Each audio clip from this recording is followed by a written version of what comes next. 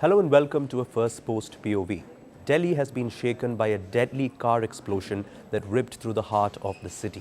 A white Hyundai i20 car exploded near a red light near the Red Fort, which is an iconic monument in the national capital. At last count, we have learned that at least 12 people have died and several others have been injured in this attack.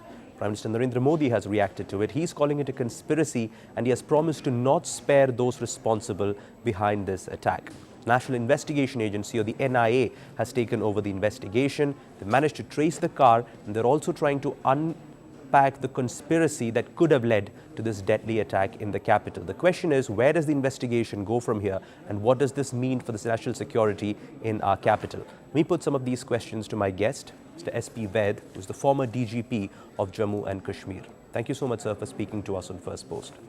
Now, multiple sites were raided overnight by the security officials. We're hearing that some of those raids have continued today as well in different parts of northern India. Can you just detail for us where the investigation you think is at the moment and what are going to be the next step for the officials who are investigating this? Prathik, the most important part of the investigation when blast happened yesterday was to link the car which was used. What is the car number? How did it, its chassis number, engine number, how did it come in the hands of the so-called suicide bomber, the person who hails from Pulwama, a doctor by profession, and identifying that person. In fact, some of the CCTV footage links that man sitting in this car. Last seen was sitting in the car. So looks like it's a suicidal bomber, Dr. Umar. And then who are the earlier owners of this car? Then who financed it? Who are other associates helping these terror modules? These are important aspects. What are the linkages of this particular person with the recoveries in the only a day prior to that made from Faridabad and in Kashmir Valley? Also, I'm told a lady doctor settled in Lucknow has also been linked with this terror module, probably made in charge as a part of the women wing for recruitment of women in Jaish-e-Mohammed wing of the ladies. So all these aspects need to be looked into, and how is the role of the Pakistan ISI, Pakistan Army, because it has linkages. Definitely Jaish-e-Mohammed comes from Pakistan. So linkages of the Pakistan Jaish-e-Mohammed with the ISI and the Pakistan Army. So all these aspects need to be looked into as part of the investigation. Right. Now, the officials have filed an FIR under the UAPA and the explosives charge. Now, that does seem to suggest that they are probing a terror angle, but the officials have not come out and explicitly said that yet. At what stage of the investigation do you think we'll get some clarity about the motive behind what happened? Because it seems to be clear that this was deliberate and done on purpose, but the motive is the next piece of the puzzle. See, that is part of the investigation. I think motives will emerge once other suspects are also picked up. Why were they looking for this particular spot for the attack? Was it to inflict maximum casualties during the peak hours? Because Red Fort is a place from where the Honorable Prime Minister addresses the nation. So the place becomes very important, and also peak hours are between 6 to 8 p.m. and capital sees a lot of people during these peak hours. Is it with the motive of inflicting maximum casualties?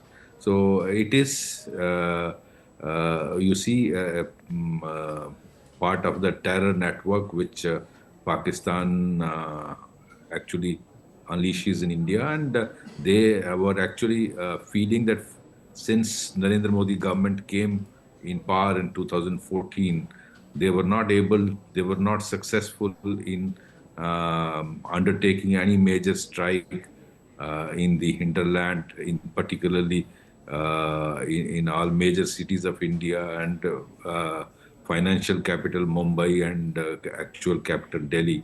So I think that part they were desperate to do some major terror incident because that is what the BJP government was claiming, that ever since we came into power, all these terror incidents have stopped in rest of India.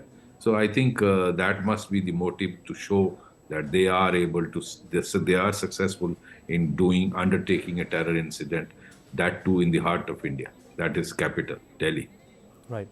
Now, the officials have used the CCTV and the technological side of things to zero in on the car that was used. They've also managed to trace how the car entered the national capital, how it was parked near the Red Fort for a long time, then it left the parking lot and right up to its explosion. Now, the next stage of the investigation, where you have to find out what the motive was and what the ultimate aim of this operation was and what the exact target was, can forensics, for instance, in this case, give those answers? Because there are some theories whether this was the Red Fort area and this signal was indeed the point where they wanted to detonate this, or perhaps it exploded while the car was en route to another target. Can forensics answer these sort of questions that are floating around? I'm sure the team of forensic experts is working on it and they would come out with answers.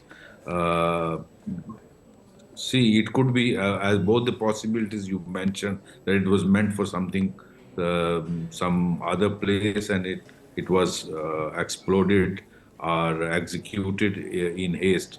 That could be one of the reasons. But I think uh, my knowledge goes, as far as my knowledge goes, I don't think there could be better iconic place than Red Fort, from where the ramparts are from, of which from where the Prime Minister addresses the nation. So it gives an importance to the place, and it is overcrowded during the evening hours. So the timing and the location is very very appropriate. If I am terrorist, I would look for such a place. So evening hours, when you are going for a suicidal attack, you would want maximum casualty figure. So I think that is what this suicidal bomber must have also tried to do. So it looks like that it has he has deliberately chosen the place and the time. Yes, but forensic experts, let's wait for their results. I think they will come out with the concrete evidence why it has been done, when it has been done. Yes. I'm also curious about the timeline there, because in the public there is rightfully a lot of concern and panic about what happened, and there's also a lot of demand for information from the officials about what happened. I'm sure you've seen a lot of such cases before. How long does it take for the investigators to come to a preliminary assessment of exactly what the motive was and how this operation was carried out? I think it should not take longer time, maybe 1 or 2 days. The motive and um, the modus operandi, all these things will come out. I don't think it will take much longer time, though investigation takes a lot of time because you have to connect all the dots, but the preliminary part would be completed within few days, I think 1 or 2 days or 3 days maximum.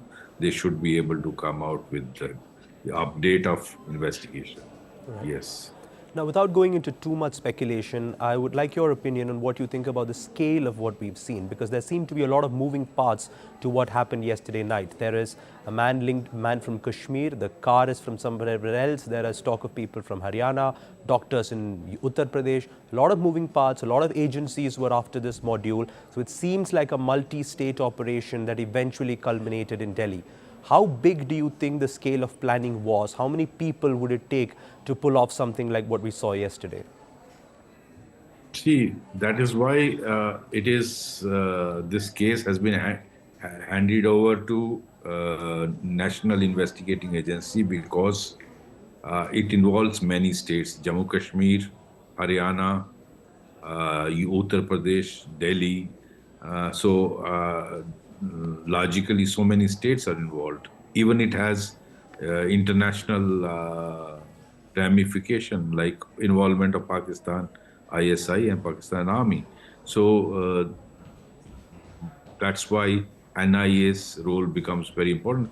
So you saw today only the orders have been issued for NIA to take up the investigation. And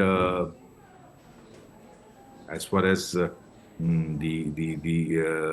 multi, it looks like the this is not short-term planning. It's this incident must have been planned with a long-term long, I think planning must have gone for many, many months, and you have actually probed in all these doctors. This is first time such a doctor terror plot has been unearthed, and so many doctors have been planted not only from Kashmir Valley, also in Haryana, in Delhi, in UP. Few days back, you saw another terror module of linked to ISIS from Gujarat. So I think the country needs to be very, very watchful and careful about how many such modules are working in this country, and radicalizing highly qualified doctors to the extent that they are ready to kill your own countrymen, work against your own country, breaking your own country, and to the extent that the doctor is willing to become a suicide bomber. So, what steps the government of India and the state governments are taking to check this kind of radicalization, if it is being done from your neighboring countries like Pakistan? That actually brings me to my next question. If you think back to the 1990s and the early and mid 2000s, Delhi did see a lot of these sporadic blasts repeatedly carried out by these hidden modules that would suddenly become activated. In the last 15, 14 years, we have seen those attacks reduce dramatically. So, what exactly did the security agencies do right in that period to bring those attacks down? And is this a case of us being prepared to see a repeat of that time, or do you think this could be a one off? See, a lot of hard work goes behind. You may avert 99, but 100 times the terrorist or your enemy succeeds. So, as you mentioned, since 2014, not many incidents took place. I think the police agencies, the central intelligence agencies, and the central forces had free hand after Mr. Narendra Modi's government coming to power, and they were successful in preventing any major terror strike within the heartland of the country, uh, barring Jammu and Kashmir, where incidents were taking place. But then um, I think most important aspect is how to check radicalization, which is being bombarded from your neighboring country like Pakistan, particularly the ISI, using the social media, using the internet, using dark web, how to make bomb, how to make young boys pick up guns, pick up um, uh, jihad against your own country. So killing your own countrymen. So I think that on that front, lot more needs to be done. Many nations today are confronted with this kind of situation. If you see Europe, America, many countries are today confronted with radicalization, particularly of the Islamic youth. And I would like to mention countries like Poland, countries like France, countries like German, even Czech, Czechoslovakia, I think Dutch, many of these countries have taken a lot of steps to check radicalization. I think India needs to work on this front. Lot has been done, but many more things we need to do to ensure that our youth who are amongst us, the big threat is not from external enemy that much as from the within. Our own people should not get radicalized. We have roughly 20 crore Muslim population within our country. Many of them are very, very nationalistic people contributing for the progress of the country. But I think a fraction of them do get astray and get radicalized. So that is the sensitive part we need to take care of. Right. Finally, let me just ask you about the civilian life in Delhi, because right now there is a lot of fear among the people. A lot of people say, oh, that's Red Fort. I was just there a couple of hours ago or a couple of days ago, and that's where this blast has happened. What would you say to people in Delhi right now? Because we see a lot more patrols, we see a lot more checks. Should they just carry on with their normal life as they would? Should they be more careful? What's the playbook like for civilians when something like this happens in a big city? Is it just to carry on like normal? See, the life has to go on, move on, but one has to be extra careful. Any suspicion, any suspicious moving person, any stranger you see fiddling with something, or you suspect somebody, please alert the policeman nearby, or police station or police post, or any security personnel you see around. I think each citizen is a policeman in civil dress, and policeman is a civilian in uniform. So responsibility lies on everyone. Police alone cannot fight the menace of terrorism. These citizens are equally responsible, and they have to become eyes and ears of the government, eyes and ears of the security forces. As I said, security forces are working day in and day out. They may avert 99, but 100 time that enemy succeeds. So the citizens of the country, I understand they have to go around. Life has to move on. The people have to go to jobs. People have to go for daily needs, but they have to be very, very careful and alert. That is what is my request to every citizen. Right. This is a developing story. The NIA, or the National Investigative Agency, has taken over this probe.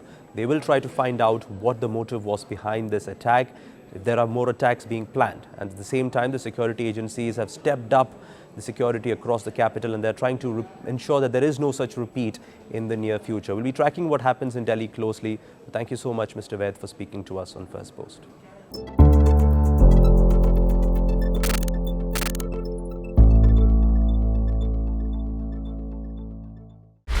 Want the facts? The latest developments? News that gets straight to the point.